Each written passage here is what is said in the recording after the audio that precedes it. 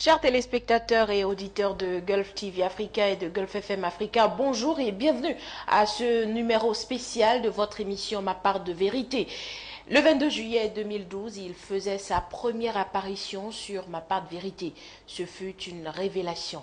À sa sortie, difficile de trouver un chemin. Les Béninois voulaient le voir, le toucher. Depuis lors, chacune de ces apparitions se révèle une découverte de soi, de réalisation, de restauration. Plusieurs foyers restaurés donc, plusieurs entreprises créées, plusieurs santé restaurées. Les témoignages sont nombreux sur l'effet des passages de ce digne fils d'Afrique et du Bénin. Oui, Patrick Armand Pognon est africain d'origine béninoise et en est fier.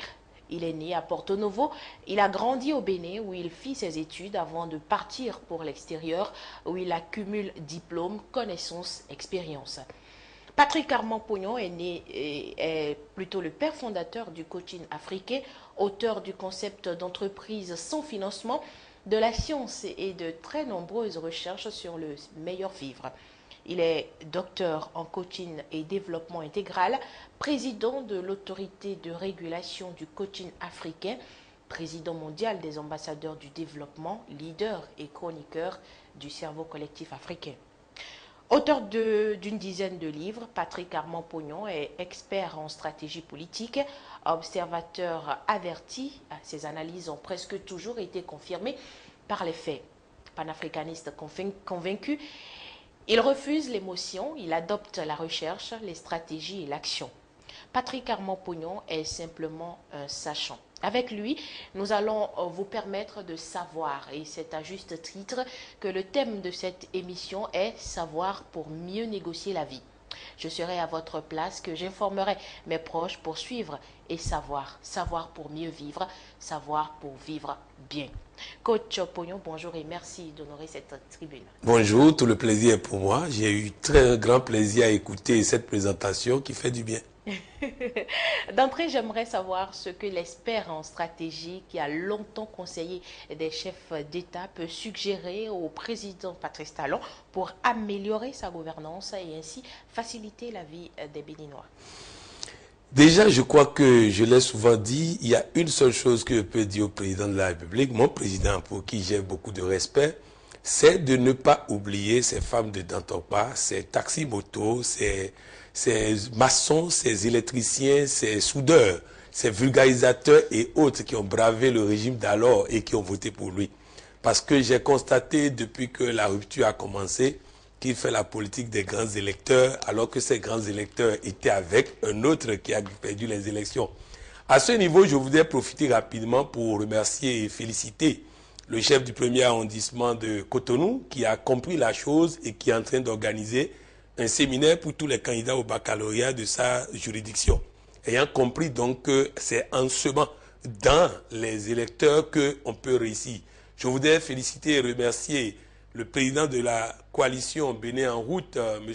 Hunguet, qui a eu l'ingénieuse idée de former par exemple les jeunes de la coalition en termes d'entreprise sans financement. Donc je voudrais dire que c'est sur ce tableau que le chef d'État doit aller. Je salue déjà le fait que dans son gouvernement tout récent, il a créé 2 ou 3 ministères orientés vers ça, mais il faut que ces ministères aient les moyens et les stratégies nécessaires pour faire en sorte que ces ouvriers qui ont voté pour lui puissent ne pas être oubliés. Est-ce que ces ouvriers n'ont pas leur part de responsabilité dans ce mode de gouvernance? Ah non, moi je ne pense pas. Parce que lorsqu'ils étaient en train de braver le régime pour voter Patrice Talon, je suis sûr qu'ils n'avaient pas imaginé un seul instant qu'à l'avènement de Patrice Talon, ce soit les grands électeurs qui sont primés, alors que ces grands électeurs étaient d'un autre bord lors des élections. Je me rappelle Patrice Talon à Bomé, je me rappelle Patrice Talon à Boyko, je l'ai vu dans les rues, en train de marcher, en train de côtoyer les gens. Je souhaite qu'il fasse la même chose. Pas comme Yahi Boni, parce que tout de suite, on va me dire qu'il n'est pas Yahi Boni, je suis totalement d'accord, mais je voudrais quand même qu'il n'oublie pas ces gens-là qui aujourd'hui sont silencieux, mais nous, étant tout le temps sur le terrain, nous savons combien ils sont meurtris et combien ils comptent sur le président de la République pour pouvoir les aider. D'accord. Restons dans la gouvernance en Afrique. Emmanuel Macron vient de visiter l'Afrique. Votre lecture de cette visite? D'ailleurs, parlons Ouagadougou, où j'ai été Bon, le président Macron est intelligent. Ça, on ne peut pas lui refuser ça. Et il a compris que la France a perdu l'Afrique. Donc, il a décidé de venir reconquérir l'Afrique. Il a choisi d'aller dans le territoire le plus hostile, comme il en a fait lors de sa campagne, en allant dans des endroits où on ne l'attendait pas, dans des endroits où on ne l'aimait pas, pour aller faire du corps à corps. Il a fait du corps à corps à Ouagadougou. Je déplore simplement qu'au même moment où il veut rompre la France-Afrique, il tutoie un chef d'État africain. Ce n'est pas normal si on veut rompre la France-Afrique. Deuxième chose, je me suis rendu compte aussi que les jeunes aussi ont été trop virulents. Pour quelqu'un qui parle à un chef d'État, des étudiants qui s'adressent à un chef d'État, on devait soigner quand même l'image. L'Afrique n'est pas constituée que de ces étudiants qui sont dans l'émotion. La troisième chose, c'est que je constate que la France n'a plus les moyens et qu'une visite du chef de l'État français dans un pays n'apporte plus grand-chose. Ça a apporté une centrale solaire de 30 MW et puis une promesse d'une maison des jeunes, ce que les Burkinabés eux-mêmes pouvaient construire. Bref, la France n'a plus les moyens de nous aider, alors pensons nous-mêmes notre développement. Voilà la lecture que je fais de ce qui s'est passé à Ouagadougou. D'accord. Selon vous, l'Afrique a-t-il bien négocié cette visite du président Macron? Sinon, est-ce qu'il est possible de faire autrement? Oui, l'Afrique n'a pas bien négocié, du tout. Ce qui s'est passé à Abidjan a été encore une occasion ratée, une messe inutile. Ce qu'on aurait dû faire, je vous donne un exemple pratique. Le président Nicolas Sarkozy était en visite, alors qu'il était chef d'État en France, en visite en Afrique du Sud. Et il voulait rencontrer le président Nelson Mandela, qui était déjà ancien président. Et il dit qu'il n'a pas le temps pour recevoir le président de la France. Voilà des Africains qui connaissent leur importance. Ce n'est pas le caractère mépris qui me fait chose là, mais le caractère, son temps est devenu très important pour lui. Alors le président Nicolas Sarkozy menace ses collaborateurs de les virer tous s'il n'a pas cette audience. Alors ils ont appelé El Hadj Omar Bongo, paix à son âme, qui exige en retour de cette intervention le financement pour 2 autoroutes et un pont qu'il a obtenu rapidement. Et il a pris son téléphone pour accorder 15 minutes d'audience à Nicolas Sarkozy chez Nelson Mandela. C'est ce qui devait être fait à Abidjan. Nous n'avons plus besoin de la France.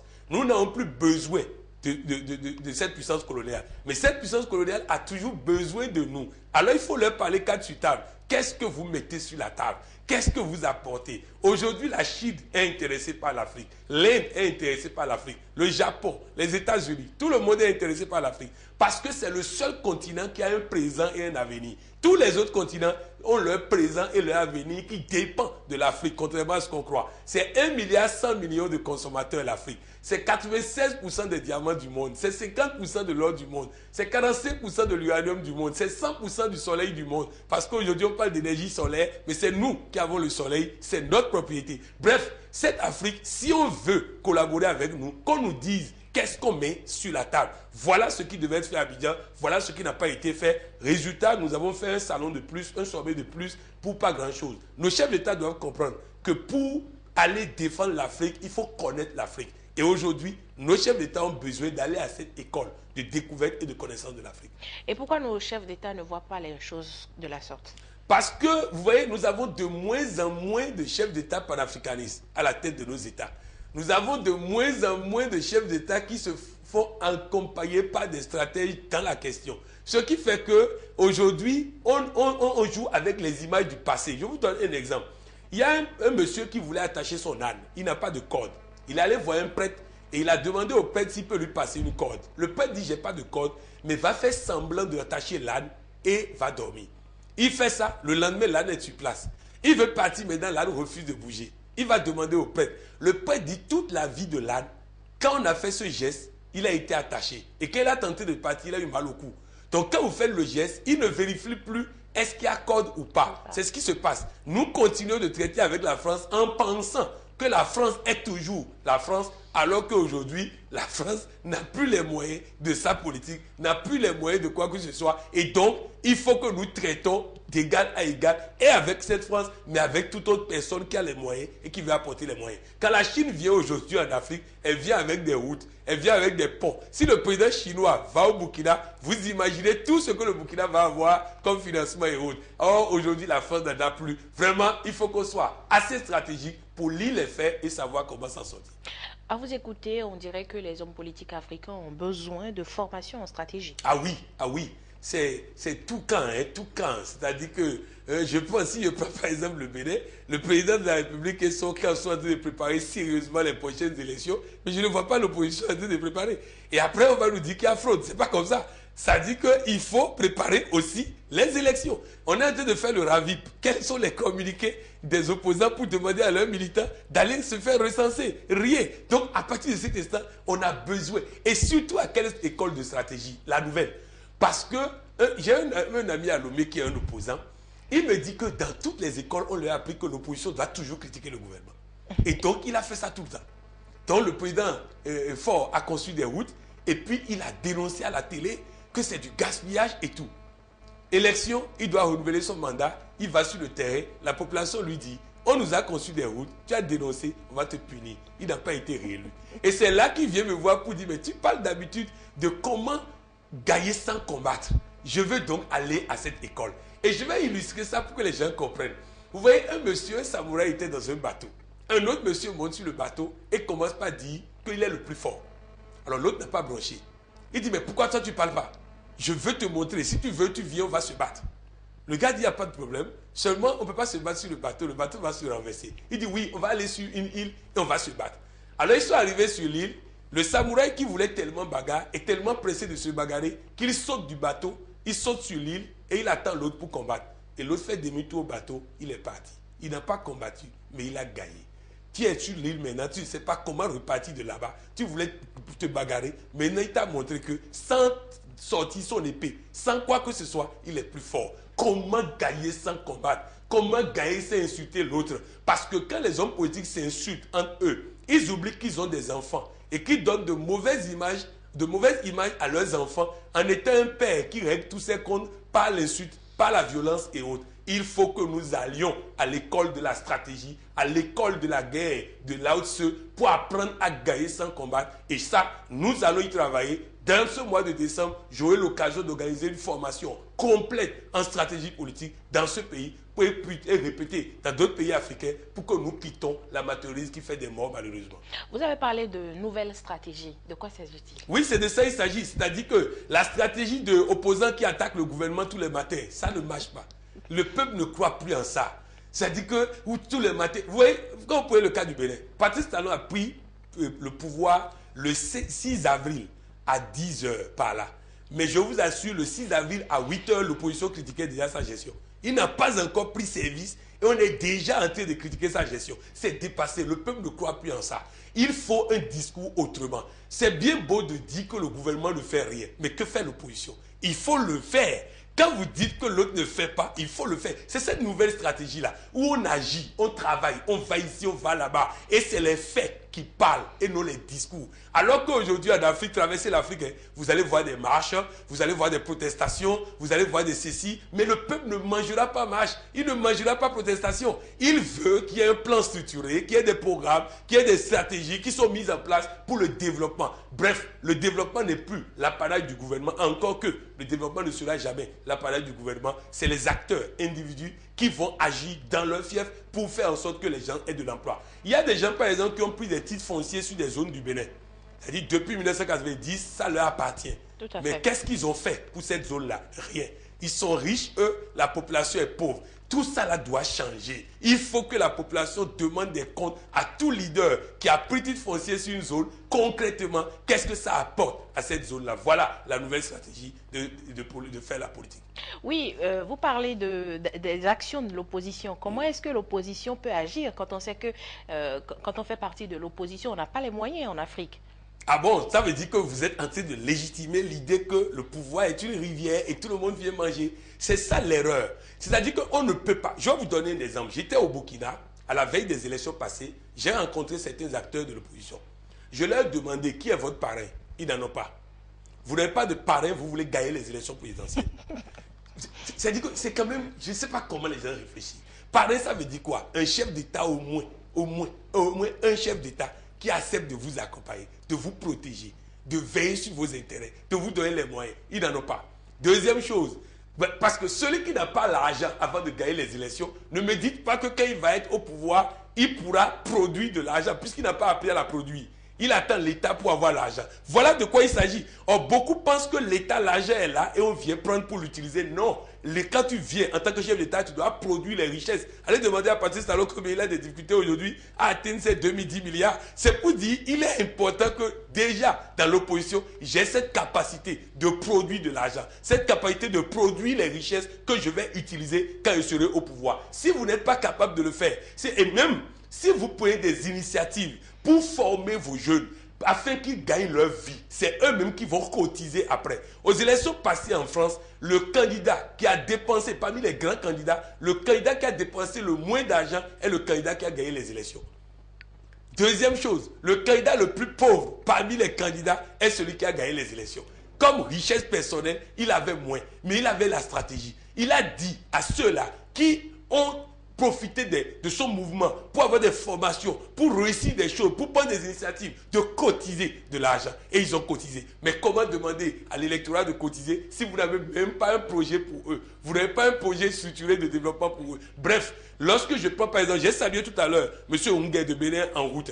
M. Ongué ne va pas dépenser grand-chose, c'est à peine un mois de son salaire qu'il va dépenser maintenant pour former les jeunes de sa coalition à pouvoir aller sur le marché de l'emploi. Maintenant qu'ils sont allés sur le marché de l'emploi, quand il va leur dire après, cotiser de l'argent pour que nous puissions financer la campagne, ils vont le faire. Voilà la nouvelle stratégie. C'est faire en sorte que vos militants aient les moyens, aient la possibilité de gagner de l'argent et avec l'argent gagné, ils peuvent financer le fonctionnement de la structure. Voilà comment on peut faire en sorte que l'opposition ait les moyens. En tout cas, si l'opposition n'a pas les moyens, qu'elle dépose les armes parce qu'on ne peut pas aller aux élections sans les moyens.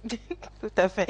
Parlons à présent du coaching africain, le coaching africain dont vous êtes d'ailleurs le père fondateur et dans lequel vous avez formé plus de 3500 coachs et plus de 300 en recherche doctorale. Oui, au fait, il faut dire que c'est un chemin extraordinaire que nous avons eu à mener. Je vais le structurer en quelques paliers. Aujourd'hui, grâce au coaching africain, nous sommes en mesure de proposer à l'Organisation mondiale de la santé une autre méthode plus efficace, moins coûteuse et sans effet secondaire de santé. Aujourd'hui, avec ce que nous sommes en train de faire, nous sommes en mesure de proposer aux Nations Unies comment faire en sorte qu'enfin, ils puissent gérer des crises. Les Nations Unies n'ont jamais géré une crise dans le monde qui a eu une fin. Toutes les crises qu'ils ont gérées ne font que perdurer. Comment gérer? Vous prenez par exemple la situation du Mali. Nous avons déjà diagnostiqué la situation du Mali. Le Mali a un seul problème. Il y a trop d'hommes politiques dans le commandement militaire. Il ne peut pas y avoir sécurité lorsque les hommes politiques qui ne connaissent rien dans l'armée sont dans le commandement militaire. Et c'est ça le problème de nos pays. Il y a une implication trop grande du politique dans le commandement militaire. Bref, nous avons, en gestion de crise, nous pouvons apporter. En termes d'emploi, aujourd'hui, j'étais heureux d'apprendre que la Banque africaine de développement, avec une fondation, est en train a choisi 10 pays dans lesquels ils vont aider les jeunes à créer des entreprises sans financement et qu'ils ont commencé en Côte d'Ivoire. C'est un concept du coaching africain que nous avons créé et structuré. Aujourd'hui, en termes d'éducation, vous voyez l'université d'Abomey-Calavi, ça coûte trop cher à l'État et au privé. La plupart des parents pensent qu'en envoyant leur enfant à l'université d'Abomey-Calavi, ils font économie. C'est faux. Un étudiant à l'université d'Abomey-Calavi coûte à ses parents plus qu'un étudiant dans les écoles privées. Parce qu'il faut se déplacer et aller louer, calculer le loyer sur l'année, calculer la restauration sur l'année, calculer les charges de photocopie et autres, vous vous rendez compte que c'est supérieur au privé. La Côte d'Ivoire l'a compris. Alors qu'est-ce que la Côte d'Ivoire fait? L'État prend les étudiants de l'université publique, va les inscrire dans les écoles privées et paie la scolarité pour eux parce que ça coûte moins cher à l'État lui-même de les avoir dans le privé, moins de grève, moins de ceci et autres. Donc bref, c'est pour dire que sur tous les plans, vous prenez la gestion des entreprises, on va en parler tout à l'heure. Aujourd'hui, les entreprises ont des difficultés au Bénin. Pourquoi? Parce qu'ils n'ont pas su faire une mutation pour s'adapter à la nouvelle façon de gérer le pays. C'est-à-dire que le pays a changé en termes de gouvernance, mais les hommes d'affaires, les entreprises veulent fonctionner de la même manière qu'ils fonctionnaient avec l'autre régime. Ils n'ont pas anticipé. Bref, sur tous les plans aujourd'hui, éducation des enfants, bonheur conjugal, tous les plans de la vie, nous avons codifié ça, structuré ça et nous pouvons aujourd'hui proposer à toutes les organisations qui veulent faire ces choses-là, comment le faire. Il y a une initiative ici au Bénin pour faire en sorte qu'il y ait plus de femmes dans les prises de responsabilité. Et fait. On a choisi des coachs de nom, mais pas professionnels, pour les accompagner. Nous sommes en train de faire une proposition pour former ces coachs. Parce qu'il faut que ces coachs, en plus des notions de coaching, de développement personnel, aient des notions de stratégie politique, aient des notions de communication politique, pour que ces femmes, lorsqu'elles vont aller négocier leur place sur les listes, elles sachent comment parler. Nous l'avons fait au Burkina, en faisant en sorte que Benjamin Douamba, qui n'a jamais fait la politique, qui est une journaliste, subitement a réussi à se positionner sur la liste du parti au pouvoir, bien placé, et a pu être élu député à Ouagadougou. Donc bref, sur tous les compartiments aujourd'hui, le coaching africain a fini des recherches qui permettent aujourd'hui à l'homme de vivre et de bien vivre. D'accord, revenons sur ces entreprises qui doivent anticiper oui. Sur leur mode de gestion. Expliquez-nous un peu. Très bien, et ça rejoint même un séminaire que nous allons organiser le lundi soir. C'est-à-dire que, vous savez, aujourd'hui, beaucoup d'entreprises ont des difficultés avec le régime en place. On peut reprocher au régime en place de faire ceci mal ou de faire ceci mal. Mais le docteur Simonton a dit, celui qui pense que ce qui lui est arrivé est la faute des autres ne guérit jamais. Alors, tant qu'ils vont rester là, croiser les bras et dire le gouvernement est mauvais, le régime est ceci, rien ne changera dans leur situation. Alors, pour que ça change, il faut quoi? Il faut qu'ils apprennent à se rendre invincibles. Une entreprise peut se rendre invincible en travaillant sur les 5 variables stratégiques des écoles militaires. Nous avons réussi à montrer dans des outils que nous avons que les 5 variables stratégiques qu'on utilise dans les écoles de militaires sont les mêmes variables stratégiques sur lesquelles les entreprises doivent fonctionner pour se rendre invincibles et gagner sur la concurrence et sur ses relations avec l'État. Vous allez en Chine, c'est un régime qui n'a pas de liberté. Tout le monde sait combien les libertés sont restreintes en chose là. Mais les entreprises s'en sortent. Pourquoi? Parce qu'ils ont étudié les 5 variables stratégiques de Lao Tse, ils l'appliquent. Je donne un exemple très simple. La plupart des entreprises ont un personnel qui ne sait même pas pourquoi on est là. Pourquoi l'entreprise est créée? C'est le même problème que nous avons aujourd'hui au Bénin. Il y a un problème de communication énorme entre le régime et la population. Parce que la population ne comprend pas où est-ce que le chef d'État amène la population. Il peut avoir de très bonnes idées, mais ces bonnes idées doivent être déclinées dans une communication structurée pour que la population comprenne là où elle les amène. Si vous n'avez pas fait ça, vous n'êtes pas invincible, puisque même votre personnel n'est pas prêt à vous défendre, parce qu'il ne sait même pas que vous pensez à lui. Je vous donne un exemple pratique. Les Dragons de Lomé étaient arrivés en demi-finale de la Coupe d'Afrique. Le président Bonamassi, paix à son âme, achète une voiture de 11 millions pour Roufaï, le gardien de but, pour que si on prend la coupe, il lui donne ça. Mais il ne l'informe pas. Il arrive là-bas, pour 2 500 000, il trahit le Bénin et nous avons perdu la demi-finale. Voilà un des problèmes sérieux qu'il y a dans nos entreprises, qu'il y a même au niveau de l'État, c'est que le peuple se plaint pour quelque chose qu'on fait qui est peut-être bon pour lui, mais il ne sait pas. Un autre exemple dans ce sens toujours. Un Allemand a pris son propre argent pour amener de l'eau potable à Agégué. C'est avec son propre argent. Il met les tuyaux explosent. Il met les tuyaux explosent. Un architecte béninois lui demande, est-ce que vous avez rencontré les chefs de village là-bas? Il dit, quel chef de village? Il dit, si vous ne les rencontrez pas, l'eau ne viendra pas à Agégué. Mais les Européens ont cette curiosité-là d'aller pour voir, même s'ils ne croient pas. Il va là-bas, on informe le chef de village. Le chef de village dit, mais vous ne nous avez pas dit. Nous, on ne peut pas laisser quelque chose venir ici sans savoir ce qui vient.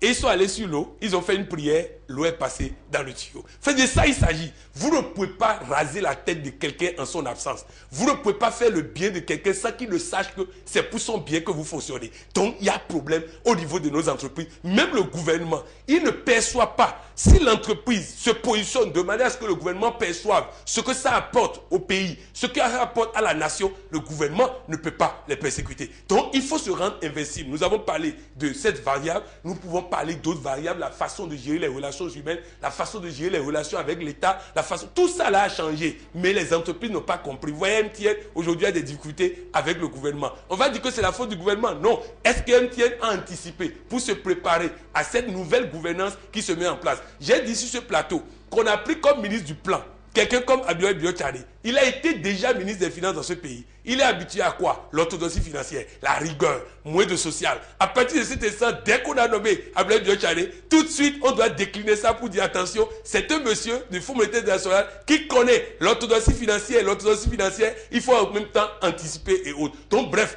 je dis toujours dans ce sens pour que les gens comprennent bien. Vous voyez, nous avons à la tête du Bénin aujourd'hui un chef d'entreprise, un homme d'affaires. Et vous savez que les hommes d'affaires sont caractérisés par quoi? C'est rentable, c'est bon. C'est pas rentable, on vend. Voilà son fonctionnement. Mais on n'explique pas ça à la population. On veut faire croire à la population qu'on ne veut pas vendre. Oh non, ce n'est pas de la nature du chef de l'État de ne pas vendre. Il est un homme d'affaires. Si l'entreprise ne rapporte pas à l'État, il faut la vendre. Voilà son raisonnement. Mais personne ne fait le travail de comprendre et d'expliquer ça à la population. C'est ça qu'il faut à nos entreprises. Ce positionnement stratégique qui permet que le personnel d'abord comprenne pourquoi on est là. Les clients comprennent pourquoi on est là. Ainsi de suite, ainsi de suite. C'est comme ça que ça peut fonctionner. D'accord. Est-ce que ça veut dire que ça s'applique également au foyer? Ah oui. Ah, et ça montre que vous suivez très bien ce qu'on est en train de dire. Vous savez, lorsque tu es incompris dans ton propre foyer, comment tu veux faire comprendre ça aux autres? Vous avez vu aux États-Unis, quand quelqu'un est candidat, il affiche sa famille pour qu'on voit qu'il a déjà réussi la chose à cette échelle-là et il peut faire ça pour les autres. Le chef de famille doit pouvoir expliquer à son foyer, à ses enfants, à sa femme, voici là où je vous amène. Voici pourquoi j'ai cette rigueur. Voilà pourquoi je ne délaisse pas telle chose. Voilà pourquoi. J'étais avec un collaborateur qui est pasteur, le pasteur Kadia, qui disait hier qu'il a installé une règle à la maison. Avant le bac, personne n'a de téléphone. Après, dès que vous avez le bac, vous avez un téléphone portable et un ordinateur portable. Ils disent tous ces enfants ont bac à 16 ans. Voilà, parce qu'il a expliqué. Mais s'il dit il n'y a pas de téléphone, sans expliquer pourquoi il n'y a pas de téléphone, les enfants ne peuvent pas travailler à l'école. Donc, même au foyer, les mêmes règles s'appliquent. Ça s'applique partout. Il faut que nous comprenions que l'échelle familiale, l'échelle d'entreprise, l'échelle nation fonctionne de la même manière. De toutes les façons, ceux qui auront l'occasion de faire ce séminaire demain sur la gestion stratégique des entreprises comprendront comment ces 5 variables stratégiques peuvent être réduites, confondues aux variables de l'entreprise, comment on peut faire fonctionner ça dans une entreprise, quelles sont les décisions qu'il doit prendre dès mardi matin pour que l'entreprise change. Un exemple très simple, on rentre dans le bureau du directeur, à l'entrée on ne voit aucun message, dans le bureau on ne voit aucun message, comment on peut comprendre ce qu'il veut? On ne peut pas savoir ce qu'il veut. Devant mon bureau, il est écrit « Nul n'entre ici s'il ne veut avancer ». Ça veut dire que le premier critère pour entrer dans mon bureau, c'est que tu as décidé d'avancer. Et dès que je te pose des questions et je me rends compte que tu ne veux pas avancer, j'arrête l'entretien, tu dois sortir de mon bureau. On ne vient voir le coach Pouillon que lorsqu'on a décidé d'avancer. Et quand on a décidé d'avancer, on doit faire les réformes nécessaires pour pouvoir avancer. Donc bref, il est important que nous comprenions, ce pays doit réussir. Ce pays doit réussir. C'est mon pays qui m'a vu naître et ce n'est pas normal qu'on fasse la grande gueule partout dans le monde et que dans notre pays, il y ait des entreprises en difficulté, il y ait ceci et cela. Ce n'est pas normal, ça doit être corrigé. D'accord. Est-ce que vous ne pensez pas qu'il est temps de présenter justement ces outils au corps constitué de la nation et très bien. Au monde entier? Ah oui, très bien, très bien. C'est ce que soit jeudi matin. Parce que moi, j'ai dit, l'esprit est un.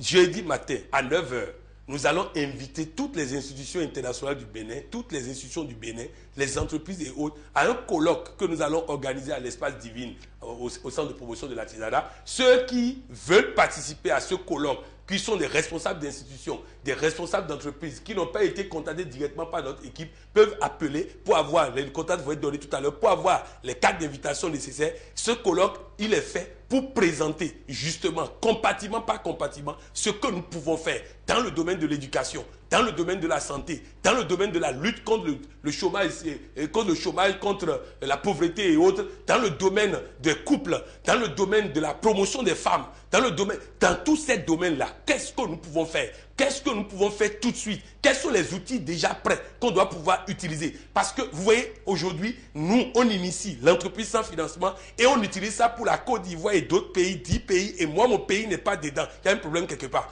Nous, en termes de santé, il y a des gens qui sont en train de mourir parce qu'on n'a pas mis ces outils à leur disposition. Les pasteurs même aujourd'hui qui arrivent à nos activités reconnaissent eux-mêmes que dans les églises, c'est rempli de maladies, c'est rempli de pauvreté. Pourquoi? Parce qu'ils n'ont même pas compris la parole de Dieu. Il y a un ami à moi qui est un chef d'entreprise du Bénin, qui a réussi, qui dit qu'il a compris que même si on n'est pas coach, on ne peut même pas comprendre Dieu. Donc bref, qu'est-ce que nous faisons avec ces outils en termes de gestion des crises? Vous voyez, le Togo est en train de se déchirer. On est là, on fait des réunions, alors qu'on connaît très bien le problème. Qu'est-ce que chacun veut? On connaît, mais on est là, on tourne autour du pot. Et pendant qu'on tourne autour du pot, il y a des blessés, il y a des morts. Il y a des blessés, il y a des morts. Ça ne peut pas continuer comme ça. Vous venez de dire que si on n'est pas coach, on ne peut pas comprendre Dieu. On ne peut pas comprendre Dieu. Je vais vous donner un exemple très simple. Vous êtes au 3e étage de votre maison. La maison prend feu. Cela ne vous arrivera pas. La maison prend feu. Et Dieu dit de sauter par la fenêtre. Vous pouvez comprendre ça? Il dit de sauter du 3e étage. On a du mal à comprendre, mais il faut sauter. Parce que c'est lui qui a dit, il veillera sur ça. C'est un fait réel qui s'est passé. Le monsieur a sauté, il est arrivé au sol comme si de rien n'était. Mais il a fait la bêtise de réunir les gens pour leur montrer comment ça s'est passé. Mais cette fois-ci, Dieu n'a pas parlé, il a sauté, il est mort. Donc vraiment, c'est pour dire, il n'a pas compris Dieu. Il a sauté, il pense que toutes les fois, il peut sauter le 3e étage, mais cette fois-ci, Dieu n'a pas parlé. Il y a un autre qui dit à son voisin que Dieu a dit que si tu crois en Jésus, tu attrapes un serpent, il te mord, tu n'auras rien. Or, Dieu a dit de ne pas le tenter.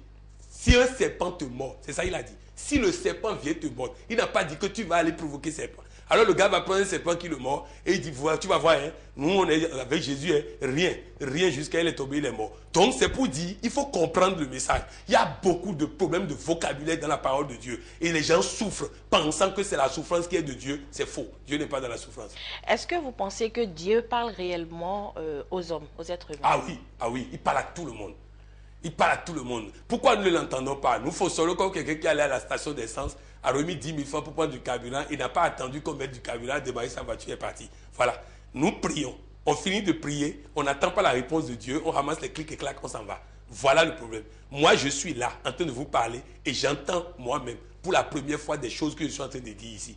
Parce que avant de venir ici, j'ai demandé à Dieu de le parler. Je l'écoute. Quand je reçois quelque chose, je partage. Cette chose que je partage là, moi-même j'entends ça pour la première fois. Donc bref, c'est pour dire qu'il est important, il est essentiel que nous puissions comprendre que Dieu parle à tout le monde. On nous a fait croire que certains entendent, certains n'entendent pas. Résultat, comme tu ne crois pas que c'est Dieu qui parle, tu vas dire que c'est démon, c'est Satan, c'est ceci. On est en train de chercher des problèmes partout. Dieu parle, il parle dans tous les sens. Je vais vous donner un exemple pratique qui va faire rire, détendre un peu les choses avant qu'on ne parte. Je faisais 25 km pour aller à l'église. Un jour, je rentre à l'église, c'est un enfant de 3 ans et demi qui m'interpelle. Tonton, tu habites loin, non? Je dis oui, 25 km. Il dit, il n'y a pas Dieu dans ton quartier. Dieu vient de parler. Dieu est en train de me dire, tu n'adores pas Dieu. Tu viens adorer ton ami pasteur. Tu as laissé toutes les églises qui sont dans son quartier, traversant tout, pour dire que tu veux l'église où Dieu est puissant, Dieu est ceci. Les amis, Dieu est en vous. Il n'est pas dans un lieu de culte. Il est en chacun de nous. Alors c'est nous qui apportons Dieu le dimanche à l'église. Ce n'est pas qu'on va rencontrer Dieu. On amène Dieu à l'église. Il dit, je ne peux pas habiter une maison construite avec des mains d'hommes. Il habite en nous. Le temple que lui-même il a construit. Donc c'est nous qui apportons Dieu à l'église. Ce n'est pas que nous allons rencontrer Dieu à l'église. Alors cessez de courir partout à la recherche de l'église puissante. C'est vous la puissance. Ce n'est pas une église qui doit être puissante. Ce n'est pas une mosquée qui doit être puissante. C'est vous la puissance. D'accord. Nous croyons savoir que désormais les enfants sont pris en charge. Dites-nous tout par rapport à cela. Déjà les samedis désormais à Cotonou, c'est vrai que de partout dans le Bénin, on est en train de nous appeler pour réclamer la même chose. Tous les samedis de 14h à 17h à l'espace divin au CPA, nous prenons les enfants. Hier, on était avec les enfants. Et je vous assure, nous sommes à la 3e séance.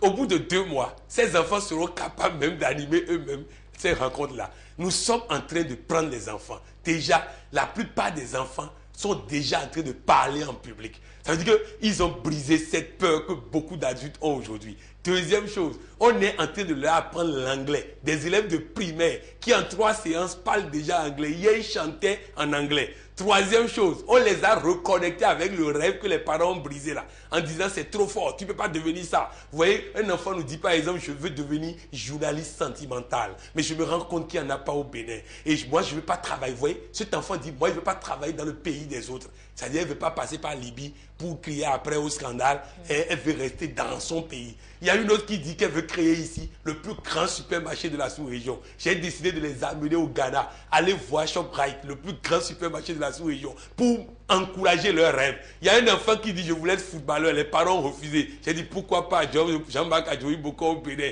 pour nous créer une école de football d'une dimension comme ce qu'il a fait au Sénégal. Pour que moi j'ai mon enfant qui a aujourd'hui 1 an et quelques. Si Jean-Marc Adjoui Boko ou quelqu'un comme lui vient faire une grosse école de football, je préfère que mon enfant soit footballeur pour m'amener 150 milliards comme contrat. Donc bref, c'est pour dire que ces enfants sont en train d'être reconnectés à leurs rêves. Ils sont, et l'école là, n'en parlons même pas parce que ça là c'est match amical. On ne peut pas être un enfant sous le contrôle de coach Pouillon et ne pas être premier de sa classe. Ça là, eux-mêmes ils le savent. Donc tout le reste, hier par exemple, j'ai demandé qui sont ceux qui ne travaillent pas en maths. Ils ne veulent pas se lever parce qu'ils ont cette révolte de ne plus être classés parmi ceux qui ne travaillent. Donc on est en train de faire quelque chose que nous on n'a pas eu la chance d'avoir. Vous allez aux États-Unis aujourd'hui, à 17 ans, les gens ont des entreprises. Voilà ce que nous voulons réaliser. Mon assistante a 19 ans. Ce matin, elle a déjà envoyé des SMS à des centaines de personnes à 27 émissions. Vous voyez, elle est opérationnelle parce qu'elle est formée très tôt à ce feu. Donc, bref, c'est pour dire, nous prenons les enfants tous les samedis à l'espace divin. Dès que les gens vont appeler, ils auront les renseignements et autres pour pouvoir participer, faire participer leurs enfants. En tout cas, aimons nos enfants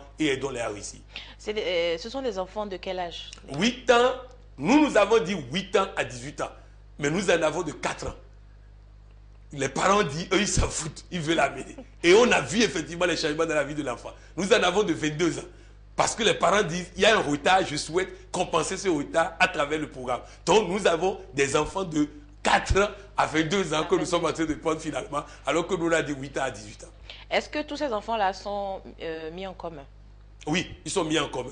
Maintenant, étant donné des spécificités qu'on va découvrir, par exemple, hier, on a découvert, par exemple, un enfant où on a dit, elle est venue hier pour la première fois, on dit carrière envisagée, elle dit maman. Ah, donc ça, carrière envisagée, c'est d'elle, maman. Vous voyez, donc, mais d'ici la fin, on lui a demandé carrière envisagée, elle a dit informaticienne, d'ici la fin de la séance.